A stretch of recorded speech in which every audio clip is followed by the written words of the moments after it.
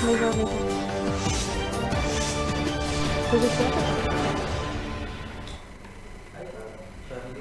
उत्तराखंड देख रहे हैं आप। लोकमंच न्यूज में आपका स्वागत है। मैं हूं आपके साथ सुरभि राजपूत। बुलेटिन की शुरुआत करेंगे राजधानी देहरादून की खबर के साथ। बड़ी खबर सामने आ रही है।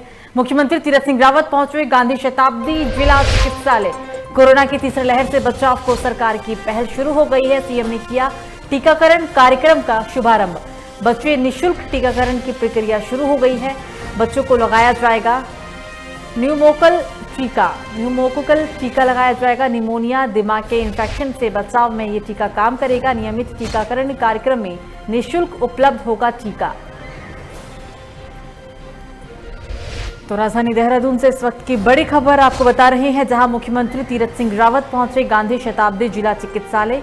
कोरोना की तीसरी लहर को देखते हुए सरकार की अपनी तरफ से तैयारियां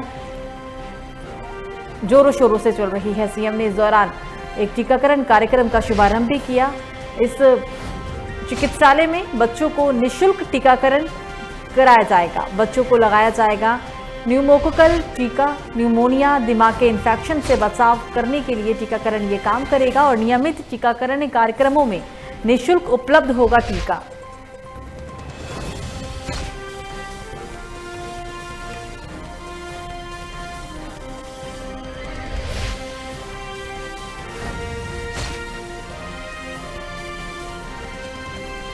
और इस खबर पर ज्यादा जानकारी के लिए हमारे साथ हमारे ब्यूरो चीफ रामगोपाल जुड़ गए हैं। रामगोपाल, कोरोना की तीसरी लहर है। तीसरी लहर को देखते हुए उत्तराखंड सरकार हर तरीके की कोशिश कर रही है, तैयारियों में जुटी हुई है और यही वजह है कि एक चिकित्सालय का शुभारंभ किया गया जहां बच्चों को निःशुल्क टीका लगाया जाएगा। ज्यादा अपडेट बताएं रामगोपाल जी।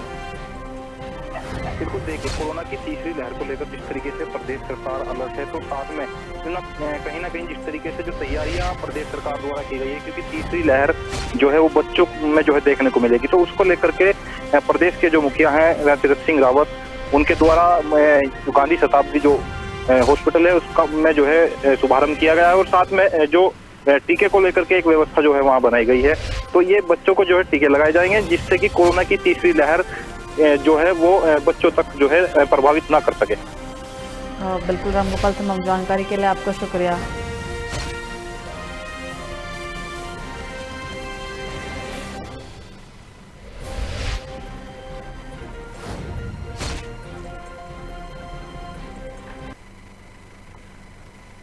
खबरों में आगे बढ़ेंगे, बात करेंगे अब हल्द्वानी की, जहां भनबोपुला थाना क्षेत्र में एक युवक की गला रेत कर निर्मम हत्या कर देने वाला मामला सामने आया। बता दें आपको कि इस हत्या से आसपास के क्षेत्र में सनसनी फैल गई। घटना की सूचना मिलते ही एसपी सिटी जगदीश चंद्र ने पुलिस फोर्स के साथ मौके पर पहुंचकर घटनास्थल का मुआयना किया और मामले की जांच पड़ताल भी शुरू कर दी। एसपी सिटी जगदीश चंद्र का कहना है कि कैटरिंग का काम करने वाले मृतक युवक का नाम सोनू गुप्ता है, जो कि उजाला नगर का रहने वाला है। फिलहाल मामले की जाँच की जा रही है। उत्तराखंड के हल्द्वानी में युवक की निर्मम हत्या कर देने का मामला सामने आया है। हल्द्वानी के बनभूलपुरा थाना क्षेत्र में एक युवक की गला घोंटकर हत्या करने के बाद शव को बरेली रोड के पास दिलशाद के बगीचे में फेंक दिया गया। इस हत्या से आसपास के क्षेत्र में सनसनी फैल गई। घटना की सूचना मिलने के बाद एसपी सिटी जगदीश चंद्र अपने दल बल के साथ घटनास्थल पर पहुंच गए। घटनास्थल का मुआयना किया और जांच पड़ताल भी शुरू कर दी गई। एसपी सिटी का कहना था कि कैटरिंग का काम करने वाले मृतक युवक का नाम सोनू गुप्ता है, जो कि उजाला नगर का ही रहने वाला है। पुलिस ने शव को कब्जे में लेते हुए पोस्टमार्टम के लिए भेजा है और आरोपियों की तलाश में पुलिस जुटी हुई है।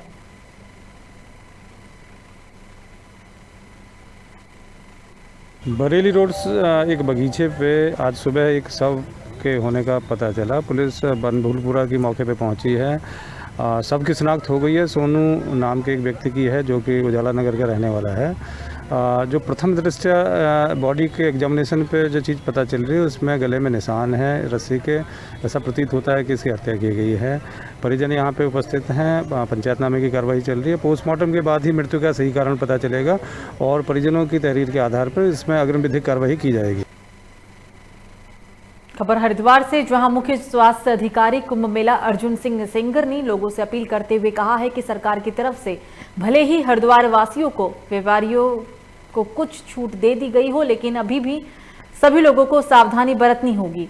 उन्होंने ये भी कहा कि कोरोना का संक्रमण कम जरूर है, लेकिन अभी कोरोना पूर्ण रूप से खत्म नहीं हुआ, इसलिए सभी लोगों को मास्क लगाने, सैनिटाइजर का प्रयोग करना हो उतना ही जरूरी है जितनी पहले थी। लोगों के मन से अभी कोरोना का डर खत्म हो गया है, लेकिन कोरोना खत्म नहीं हुआ है।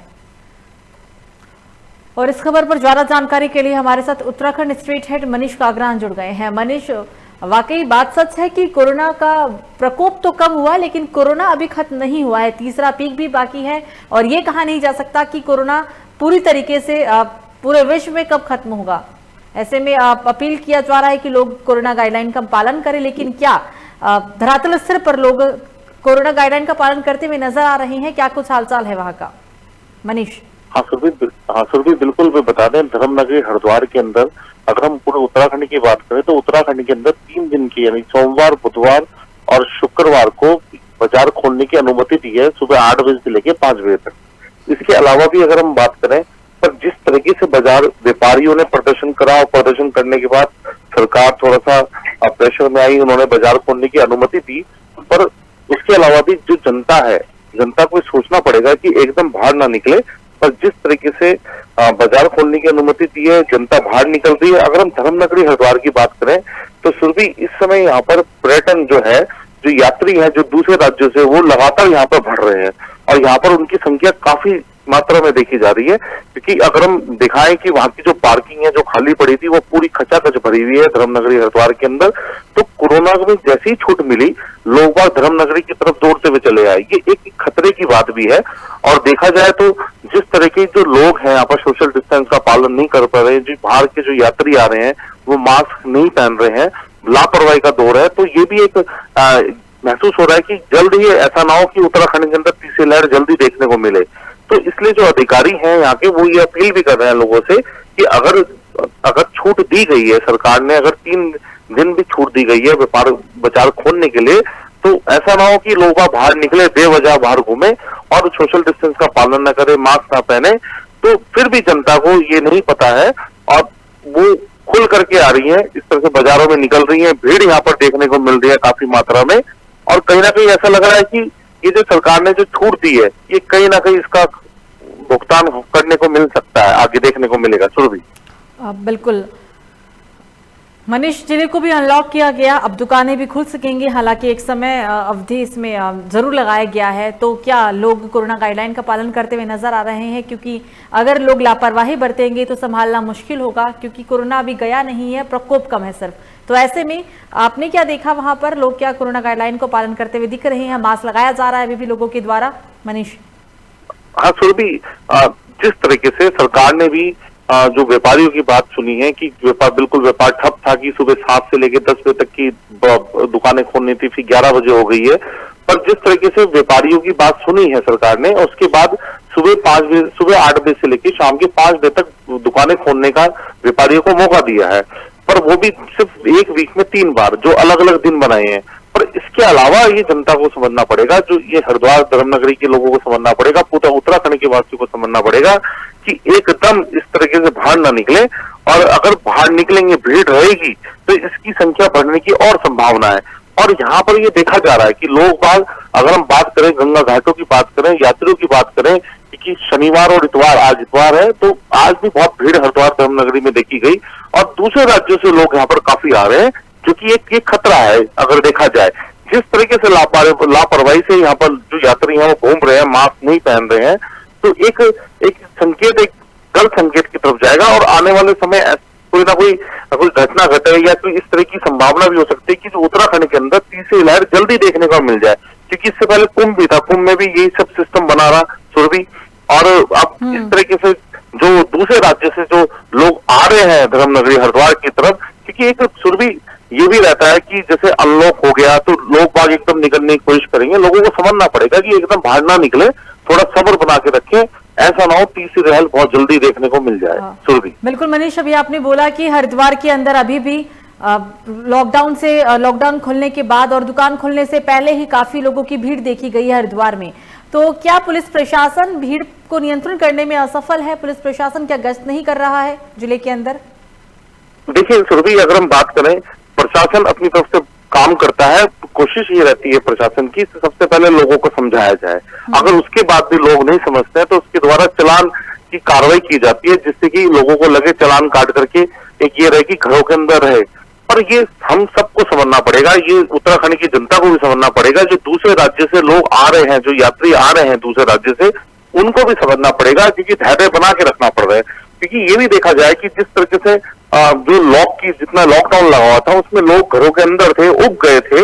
एक थोड़ा मनो अगर हम बात करें उससे भी लोग परेशान थे, तो लोगों ने सोचा कि जैसे अनलॉक प्रक्रिया शुरू होगी तो एकदम निकल के चलते हैं कहीं ना कहीं। तो वो प्रक्रिया यहाँ ज्यादा देखने को मिलती है कि गंगा गर्मियां हैं, धर्मनगरी गंगा के घाटों की तरफ लोग बाग भर रहे हैं। तो ये एक बहुत गलत जो तीसरी लहर अगर हम देख सकते हैं कि इस तरीके से जो यात्री आ रहे हैं हरिद्वार की तरफ और जो लोग भी हैं, लोग निकल रहे हैं, ये कहीं ना कहीं खतरे का भी एक संकेत है।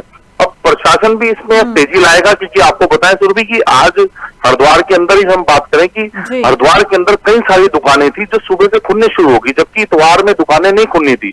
फिर पुलिस प्रशासन ने माइक के जरिए शक्ति दिखा करके यहाँ पर बाजार बंद करा।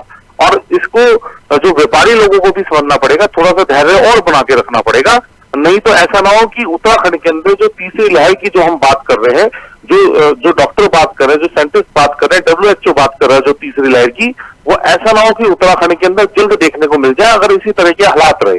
जबकि प्रशासन एक है, प्रशासन सख्ताई कर रहा है, पर लोगों को भी समझना पड़ेगा इस चीज को। सुरभि, बिल्कुल मनीष, तमाम जानकारी के लिए आपका शुक्रिया। तो आपको बता दें कि उत्तराखंड में अब 3 दिन तक बाजार खोलने की अनुमति दी गई है और इसी को देखते हुए मुख्य स्वास्थ्य अधिकारी कुंभ मेला अर्जुन सिंह सेंगर ने लोगों से अपील करते हुए कहा है कि सरकार की तरफ से भले ही हरिद्वार वासियों को, व्यापारियों को कुछ छूट दे दी गई हो, लेकिन अभी भी सभी लोगों को सावधानी बरतनी होगी, क्योंकि कोरोना संक्रमण कम जरूर हुआ है लेकिन अभी संपूर्ण रूप से खत्म नहीं हुआ। डर खत्म हुआ है लेकिन संक्रमण जीरो नहीं हुआ है, शून्य नहीं हुआ है। और संक्रमण अभी भले ही परसेंटेज कम हुआ है तो सावधानी पूरी बरतनी है। सभी लोग मास्क लगा के रखें और मास्क प्रॉपर रखें, नाक और मुंह दोनों को ढक के रखें। दूसरा जो बार बार हाथ धोएं, सफाई से रहें, भीड़ में और झुंड में ना जाएं। बाज़ारों में आवश्यक सामान लेने जाते हैं तो बहुत ही कम समय अपना सामान लेके चले जाएं, अपने घरों में जाएं। आर्थिकी के लिए, रोजगार के लिए बाहर जाना आवश्यक है तो उस रोजगार वाले स्थान पर भी अपना ये सावधानी जरूर बरतें। अपने घर में जो भी बच्चे हैं या महिला या बुजुर्ग लोग जो भी हैं उन सबको भी ये चीज़ सावधानी से रखें और घर में आवागमन भी लोगों का कम करें, बहुत ही आवश्यक हो तभी उस जगह। अगली खबर भी हरिद्वार से ही, जहां ज्वालापुर के मोहल्ला कचरा वार्ड नंबर 35 से 10 करोड़ की लागत से नाला कवरिंग का कार्य शुरू हो गया है। नाले की कवरिंग करके मध्य मार्ग का नाम डॉक्टर BR अम्बेडकर के नाम पर रखने की घोषणा की गई थी, जिसको लेकर अब कांग्रेस कार्यकर्ताओं ने विरोध प्रदर्शन भी शुरू कर दिया।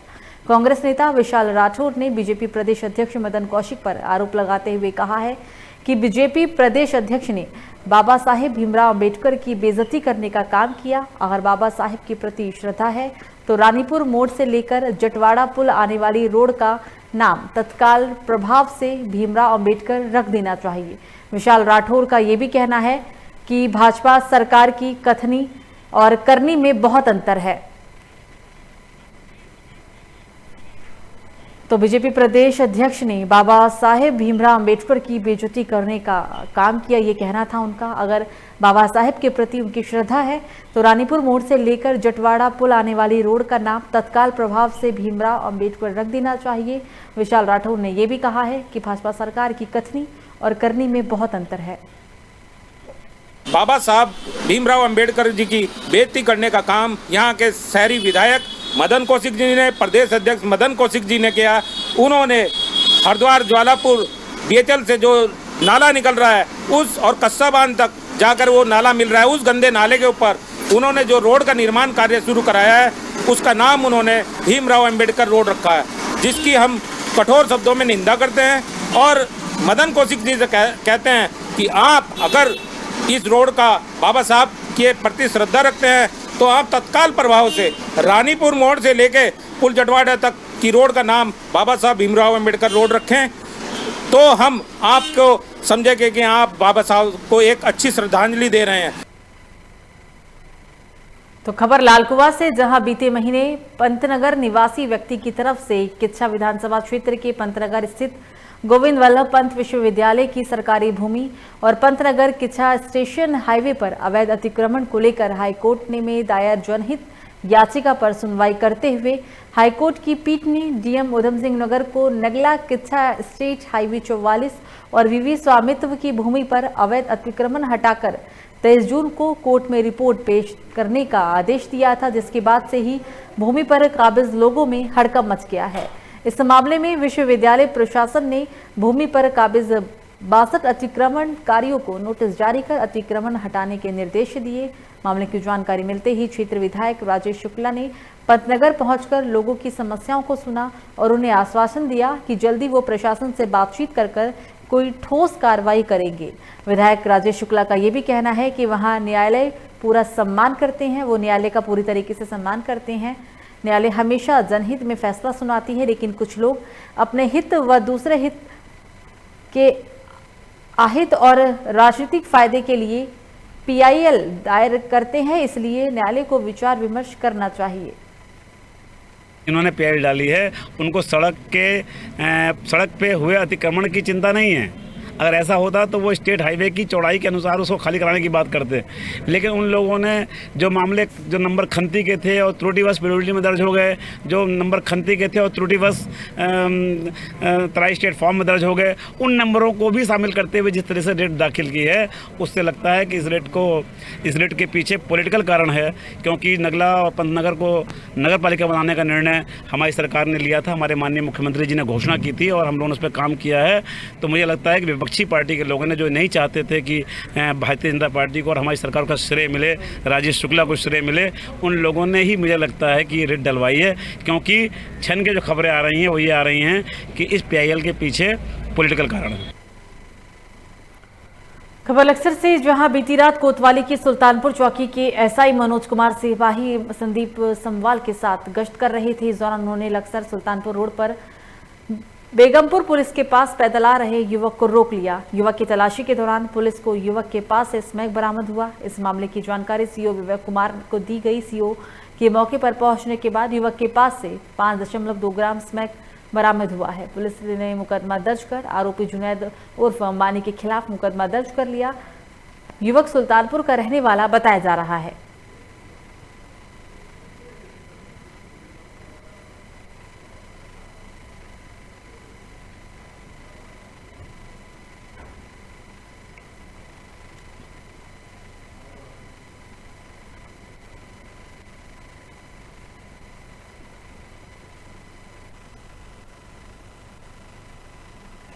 और इस खबर पर ज्यादा जानकारी के लिए हमारे साथ फोन लाइन पे हमारे संवाददाता गोविंद चौधरी जुड़ गए हैं। गोविंद, युवक के पास से स्मैक मिला है, क्या ज्यादा जानकारी है आपके पास? कुल ये कितने लोग थे और कितने लोगों की गिरफ्तारी हुई अभी तक?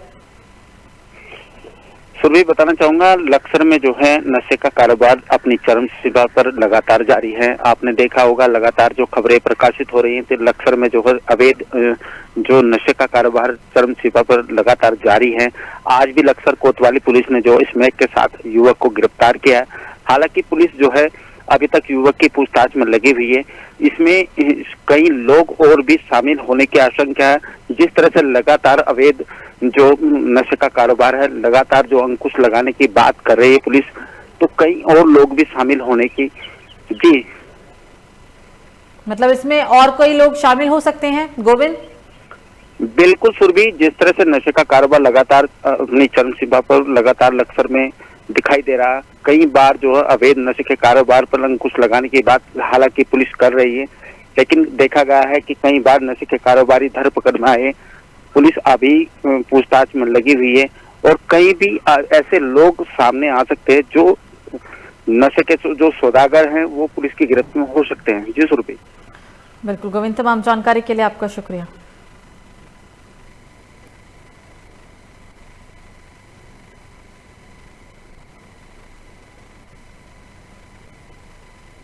कल थाना लक्सर पुलिस द्वारा दौरान चेकिंग सुल्तानपुर में एक लड़का जुनैद पुत्र इसरार को अवैध स्मैक के साथ पकड़ा गया। स्मैक की क्वांटिटी है 5.5 ग्राम और हरिद्वार की गौ सुरक्षा टीम ने संगीपुर में एक व्यक्ति जिसका नाम महमूद है को गौकशी करते पकड़ा गया है। उसके अभियुक्त फरार है। अभियुक्तों को आज पेश कराया जा रहा है माननीय अदालत के समक्ष। अन्य कार्रवाई विधिक में लाई जाएगी। तो इस बीच इस बुलेटिन में एक बड़ी खबर लक्सर से सामने आ रही है। हरिद्वार रोड पर भक्तिपुर के पास दिन दहाड़े हुई लूट। बाइक सवार बदमाश ने मोटरसाइकिल सवार से लूटे 30,000 रुपए। मोबाइल भी लूटा गया। अज्ञात बदमाशों ने दूसरे बाइक सवार युवक को भी लूटा। बाइक न रोकने पर बदमाशों ने युवक की बेल्ट से पिटाई की। युवक ने 112 नंबर पर पुलिस को सूचना दी। मौके पर पहुंची पुलिस जांच पड़ताल में जुटी हुई है। पुलिस सुल्तानपुर हरिद्वार रोड के भट्टीपुर गांव के पास ये पूरा मामला सामने आया है।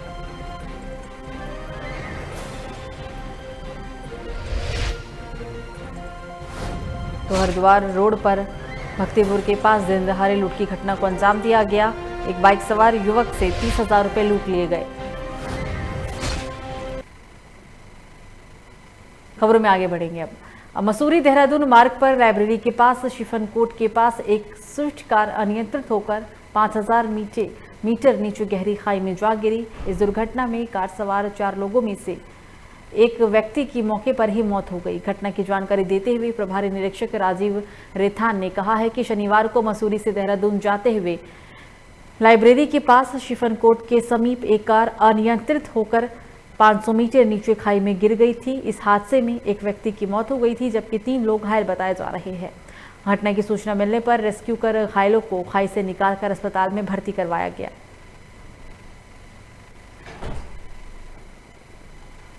हादसे में एक की मौत, 3 घायल।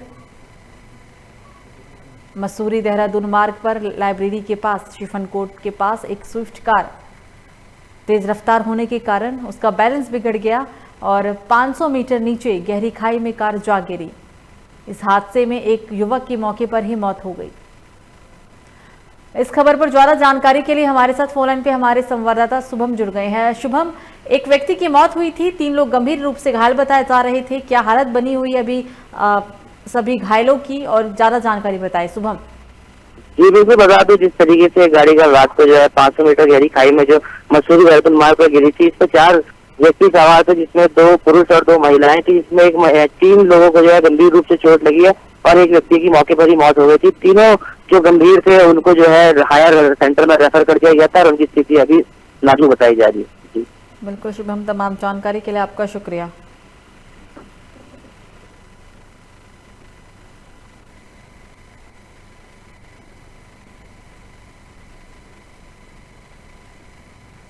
इस शिफनकोट के पास एक गाड़ी गिरी थी, मुझे थोड़ी देर पहले पता चला था। तो उसमें एक फैमिली थी जिसमें एक पुरुष और 3 महिलाएं थी। गाड़ी करीब 250-300 मीटर नीचे गाड़ी खाई में गिर गई थी। तो 3 लोग थे, 3 महिलाएं हैं जिनको बचा लिया गया है, रेस्क्यू कर लिया गया है। एक पुरुष है जिनकी मौके पर एक्सपायर हो गई है। उनकी बॉडी जो है निकलवाई जा रही है और पंचायतनामे के लिए सिविल हॉस्पिटल भिजवाई। अभी जितना प्रकाश में आया है तो ये पता चला है कि देहरादून की तरफ से आ रहे थे।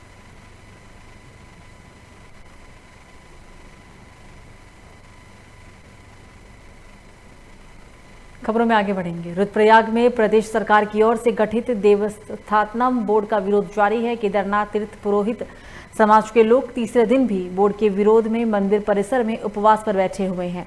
इस बीच तीर्थ पुरोहितों ने सख्त चेतावनी देते हुए कहा है कि शीघ्र ही बोर्ड को भंग नहीं किया जाता है तो सरकार के खिलाफ आंदोलन तेज किया जाएगा। आपको बता दें कि तीरथ सिंह रावत ने मुख्यमंत्री बनते ही बोर्ड पर पुनर्विचार करने की बात कही थी, लेकिन अब पुनर्विचार करने के बजाय बोर्ड का विस्तार किया जा रहा है। इस बीच तीर्थ पुरोहितों ने सख्त चेतावनी देते हुए कहा है कि सरकार का ये रवैया बिल्कुल बर्दाश्त नहीं किया जाएगा। जब तक बोर्ड को भंग नहीं किया जाता है तब तक आंदोलन जारी रहेगा। उन्होंने ये भी कहा कि अभी तो सिर्फ सांकेतिक उपवास ही किया जा रहा है और अगर सरकार जल्दी ही उनके पक्ष में फैसला नहीं लेती है तो आंदोलन और तेज होगा।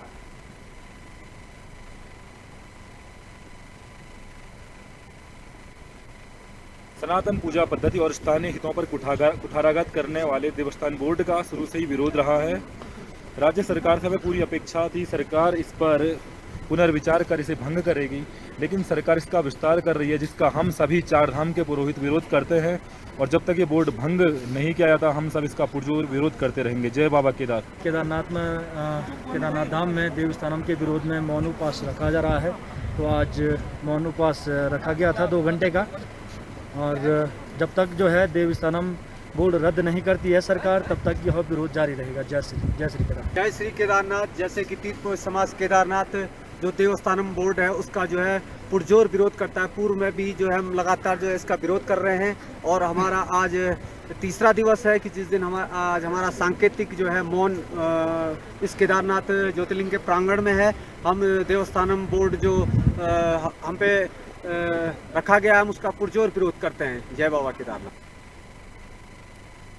खबर गढ़वाल से, जहां ऋषिकेश बद्रीनाथ राष्ट्रीय राजमार्ग रुद्रप्रयाग और श्रीनगर के बीच खाखरा में इन दिनों नासूर बन गया है। आए दिन हाईवे की पहाड़ी टूट रही है, जिस वजह से यहां पर घंटों तक जाम लगा रहता है। बरसात में भूस्खलन अधिक होने से परेशानी भी लोगों की अधिक बढ़ रही है। शनिवार रात को हाईवे पर कार्य कर रही एक पोकलैंड मशीन भी चट्टान से आए मलबे की चपेट में आ गई और सीधे अलकनंदा नदी में समा गई।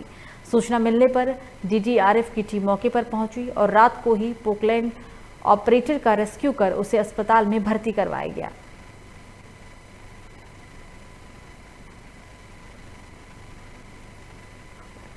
हमारी बेटी हत्या कर दी है गोली मार के। किन लोगों ने? ससुराल वालों ने। क्या कुछ कारण था? नहीं पूरा कर पाए। शादी के बाद से लगातार मेरी लड़की को प्रताड़ित करते रहे। लड़की ने भी बताया, कई बार हमने इनके घर पे जाके निवेदन किया मोहल्ले वालों के सामने। एक बार हम लड़की को अपनी लिवा लाए, कुछ दिन हमारे यहाँ रही, उन्होंने नहीं रहने दिया। अब जब फिर जो है बिजनेस के लिए पैसे की मांग कर रहे थे लगातार और मेरी लड़की को टार्चर कर रहे थे। बिजनेस के लिए 20 लाख रुपए मांग रहे थे। निगोई थाने में एक अभियोग पंजीकृत कराया गया है दहेज हत्या का। इसमें एक महिला की ससुराली जनों द्वारा गोली मारकर हत्या की जाने के आरोप में 4 लोगों को नामजद कराया गया है। विवेचना की जा रही है, इसमें पीएम हो रहा है। विवेचना के आधार पर जो भी दोषी पाए जाएंगे उनके विरुद्ध कठोर कार्रवाई। तो उधमसिंह नगर में इंसानियत को शर्मसार कर देने वाला वीडियो एक वायरल हो रहा है, जिसे देखकर हर कोई सन्न रह सकता है। वीडियो में कुछ लोग युवकों की बुरी तरीके से पिटाई करते हुए नजर आ रहे हैं। दोनों युवकों की पिटाई सिर्फ इसलिए की जा रही है कि पिटाई कर रहे लोगों को शक है कि युवकों ने चोरी की है। आपको बता दें कि उधमसिंह नगर के जाफरपुर गांव में एक फैक्ट्री से लोहे का गार्डर और पानी की मोटर चुराई गई थी। शक के आधार पर 2 युवकों को पकड़कर फैक्ट्री के लोग ने बेरहमी से पिटाई कर डाला।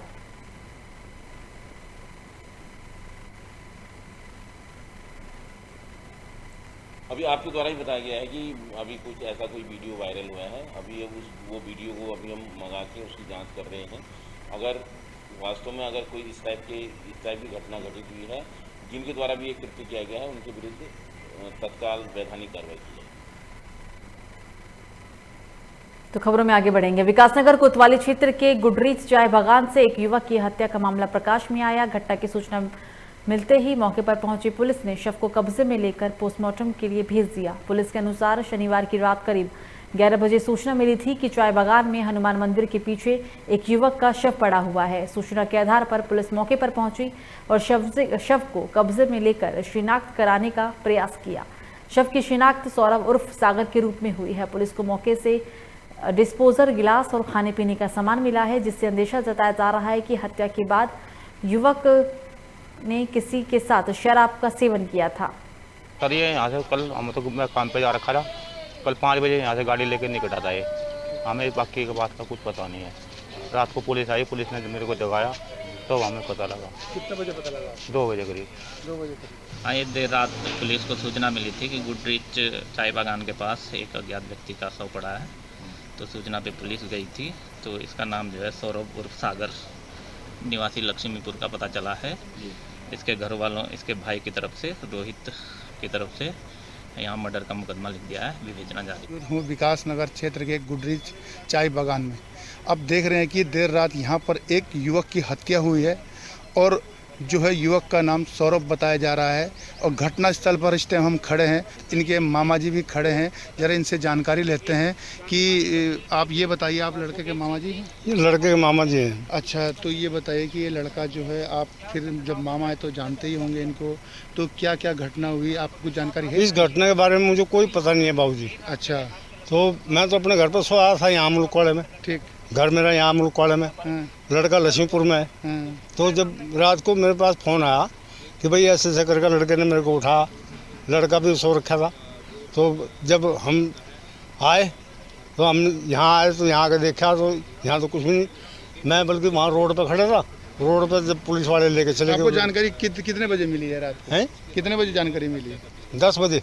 11 बजे। देखिए, इनको जानकारी जो है रात को 11-12 बजे करीबन मिली है और जो है ये कह रहे हैं कि भाई यहाँ पर जो है उसका मर्डर हुआ है। अब देखना ये है कि पुलिस कहाँ तक पहुँचती है, ये आने वाला समय बताएगा। लोकमंच न्यूज़ से गजम्बर खान की रिपोर्ट।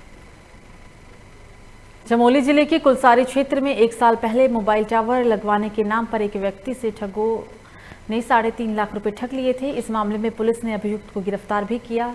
पीड़ित राकेश चंद ने दिसंबर 2019 में 2.5 लाख रुपए मुख्य आरोपी ठग संतराम के खाते में भेजे और शेष रकम अन्य ठगों के अलग अलग बैंक खातों में ट्रांसफर किए थे। सन 2020 में भी कुलसारी रुई गांव के पीड़ित राकेश चंद ने थाना तुथाली में ठगों के खिलाफ नामजद तहरीर देकर ठगों से उसके रुपए दिलवाने की गुहार लगाई थी। तब से वही आरोपी वंचित चल रहा था। चमोली के पुलिस अधीक्षक यशवंत सिंह चौहान ने वंचित अभियुक्तों के खिलाफ अभियान चलाया। अभियान में जिलाधिकारी विमल प्रसाद ने पर्यवेक्षण में थाना अध्यक्ष थराली ध्वजवीर सिंह पवार ने थाना स्तर पर टीम गठित कर इस मामले में पुलिस ने संतराम को गिरफ्तार कर लिया।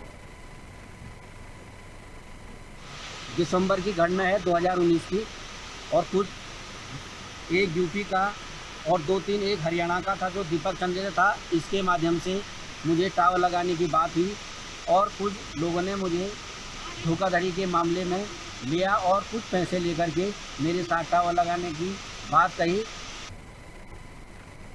फिलहाल बुलेटिन में मुझे दीजिए इजाजत। लोकमंच न्यूज़ पर खबरों का सिलसिला जारी रहेगा। नमस्कार।